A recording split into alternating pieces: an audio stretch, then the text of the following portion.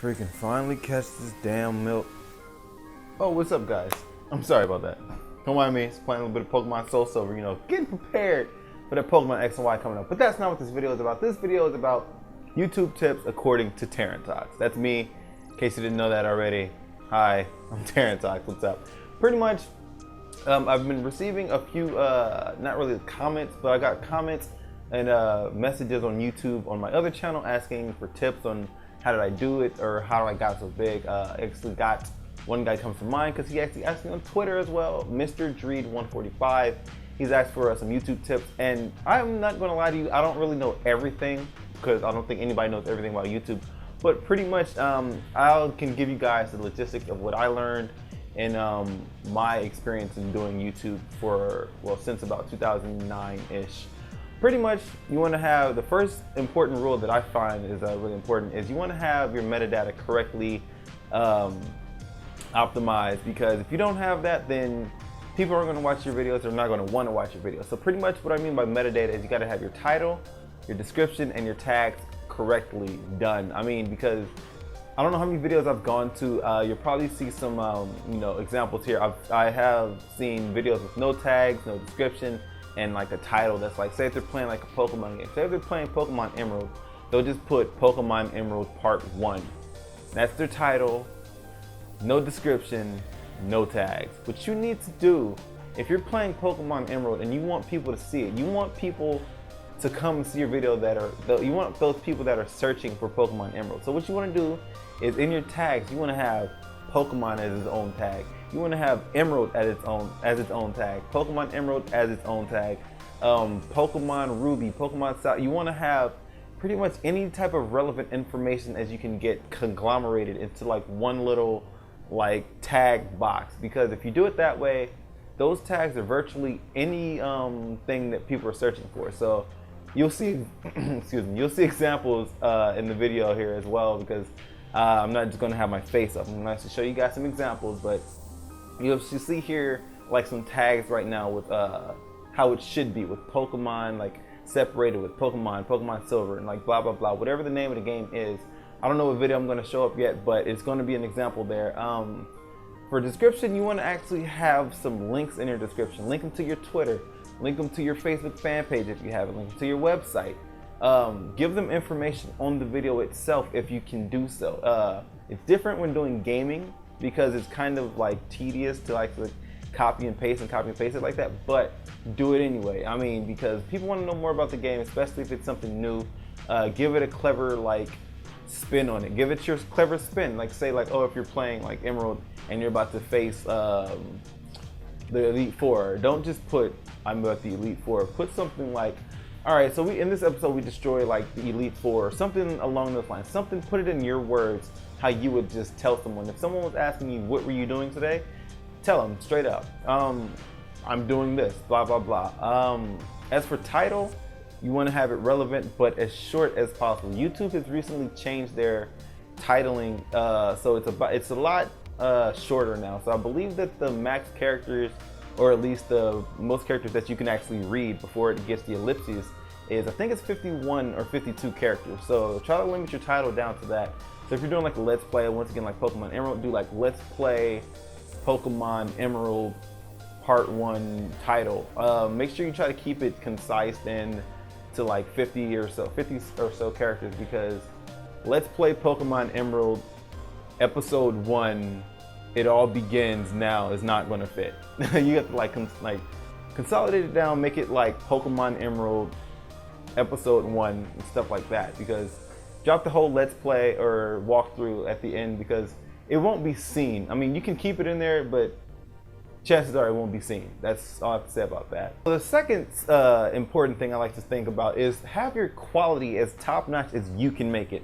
Just because you cannot afford an HD capture card does not mean that you should not do it. And I guess this is all particular to gaming, but if you don't have an HD capture card, if you're not fortunate enough to have an HD PVR and Live Gamer HD, a Blackmagic Intensity Pro, an Intensity Shuttle, just squeeze out as great as quality as you can. I mean, don't let everything else discourage you. It all comes down to your personality, and that comes to the second point under the second topic, I guess.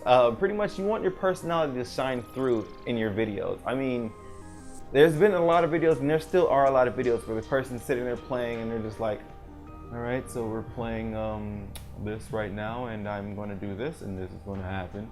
You don't want to have a monotone voice throughout the whole thing. I've done that in my Catherine playthrough, my very first playthrough I've ever done on the channel, or on my gaming channel, and it hurts to watch it now because I no longer commentate like that. So pretty much you want to be yourself. Don't be intimidated by the fact that you're in your own room talking to yourself, essentially. I mean, it takes time to getting used to it, but hey, I'm doing it right now, aren't I? No one around.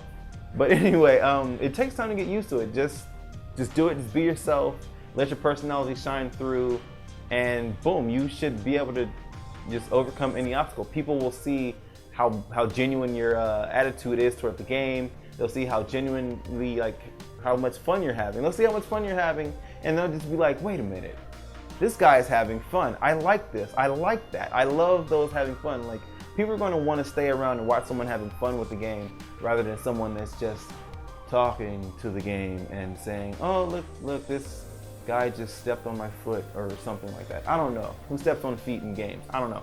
The third point, it should be that you guys should interact with your fans. Whenever you get those commenters that are like, hey, I like your stuff, or would you do this, or if they ask you a question, be sure to answer. I know I'm not the best at doing so, only because of the fact that, one, I have about 1,400 videos on my channel, so it's kind of hard to backlog and see exactly where I get a comment from. But when you're just starting out, you tend to like get those comments that you can actually go back and respond to.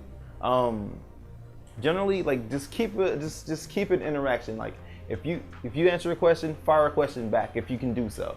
Just like, oh, what do you think I can improve? Like, your commenters, your subscribers, your fans, they're going to be your best friends when it comes down to doing this whole YouTube thing. This isn't just gaming right here, but pretty much it's anything. Like, if you're doing vlogs, gaming, tech videos, any type of anything like that, the more you interact with your subs, the more they're going to come back, the more they're going to talk more about it, the more they're going to enjoy your content, the more they're going to promote you. So pretty much being one-to-one with your subs is the best thing that you can do after, like, well, not even after, it's pretty much top priority. I should have said that first, but that is #1 priority. Once you get your sub base, your fan base, talking to them and interacting with them is the best thing that you can possibly do. Point number 4. So for any of you guys that may have an intro, I know it seems all cool to have those flashy intros with the dubstep and the VFX and the things just flying everywhere, and you're just like, oh my God, it looks beautiful for a 30-second intro. You do not want any intro to be longer than 5 seconds. Sure, you can get away with 10, but 5 seconds I'd say is the max, just because of the fact that the attention span, people that watch those intros are going to say, flashy intro, click off. I mean, you see my intro is about 2.5 seconds, which is a lot shorter than what it used to be, I think. But pretty much my intro is 2.5 seconds. I dropped down from 5 seconds. So yeah, you don't have to have an intro at all, but if you do have an intro, make sure to actually keep that intro short and to the point. If you're advertising yourself, if it's your name like mine is, it's just TTarantox. Boom, that's it. Fade into the video, because the longer you keep someone watching your intro, the less they're going to actually want to watch the rest of your actual content on the video. Next point that I want to discuss is, if you're doing YouTube for the money, don't even do it. Do YouTube if you genuinely love it. Don't try to take the short way out by trying to get money or all that stuff like some people may have done. I don't know anybody that's done so, but I'm pretty sure they exist out there. But pretty much do it because you love it and not because you just want the fame, the fortune, and whatnot out of it. The next point I want to bring up is you guys should network as much as possible. I really recommend joining a forum like yttalk.com or tgn.tv's forums, just because of the fact that they're great starting points to go and find similar people of the similar like level that you are on. So it's pretty much like a lot of beginners and like intermediates there. So pretty much what you can do is just talk to these people, see what they want to do. You guys can collaborate, you guys can get feedback off of each other. I almost botched the word feedback right there, but I'm going to keep talking and on to the next sentence. But pretty much like you'll talk to people and you'll be like, yo, this guy right here, we started at the same level, we're pretty much there, and we collab, and then you guys are like up there together. So it's always great to network, get feedback from others, see what they like about your stuff, see what they don't like, see what you can change. It's always an ever-changing process on YouTube. Nothing ever stays the same. And if it does, then it probably has fizzled out by now. I would guess, I'm not sure. But pretty much, I don't know how many times I've said pretty much. I need a pretty much counter. But yeah, that's it. Just network as much as possible. Share your stuff on Twitter. Reddit is a great place to share videos. I think they have a subreddit / Let's Play, I believe. So you can hit that one up and get feedback from those people there. There's a lot of like-minded people there that like to do Let's Plays, that bounce ideas off each other, that actually provide feedback for each other and stuff like that. So remember, yttalk.com, tgn.tv, and reddit.com/r/Let's Play. I can't believe I remember that entire URL. I don't go on Reddit that much. Or do I? But pretty much that's it, guys. Get your metadata proper, get your tags, your description, your title, get that all ready to go. Be yourself in your videos. Don't let anyone discourage you on what you want to do. Get the best quality that you can get. Don't worry about those pushing out 1080p, 2K, 4K, if anybody's actually pushing out that high quality. Hell, if you can't even push out 720, don't worry about it. 480 is pretty good. Pretty much, you just want to network as much as possible. Collab with those. Remember those sites I gave you. There should be some links in the description below, because collaborating with others is going to help you the most, if anything. Don't forget to interact with your subs as much as possible. They ask the question, you answer the question.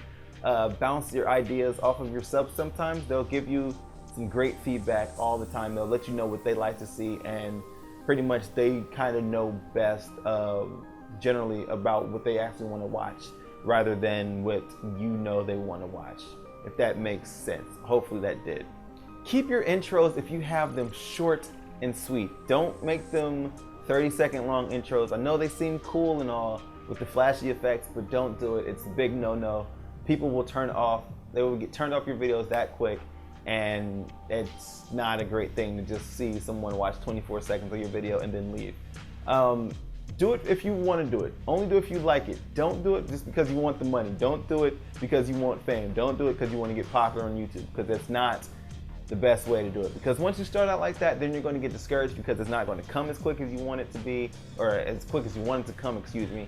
And then you're just going to be like, well, this sucks. I don't want to do this anymore. Then you're going to hate it even more than what you started out with. Pretty much, guys, that's all I have to say in this video. I hope you guys did enjoy. I hope you guys learned something. If you did, hit the like button, hit the subscribe button. If you aren't already subscribed to my channel, hit the share button, share this thing on Facebook, share it on Twitter. Hell, if you have to, print it out, mail it to your freaking neighbors, mail it to somebody in Barbados in freaking the Green Mile or something. I don't know what I'm saying anymore, but do it up, share this video, let others know if you actually learned something from this experience. If you know someone that's trying to start a channel, a gaming channel most likely, or whatever, hit them up, show them this video, and if they learn from it, then bada boom, bada bang, ba-bam, I'm out. Another quick tip that I kind of forgot to mention before was actually when you're editing, if you are editing your videos, make sure that your voice file, if you're doing commentary, make sure that your commentary is higher than your audio on your game. And you kind of want to shoot for total audio around a -12, like a -12 decibel. When you look at your audio meter as it goes up and down as the video plays through, try to keep it around -12, because that's generally the standard for when you video edit and when you export your videos. That's kind of the leeway point, because you have that little bit from -12 all the way up to 0, which is a great point to actually keep your audio. I hope that makes sense to you guys, but generally keep your audio when you're editing down to about -12.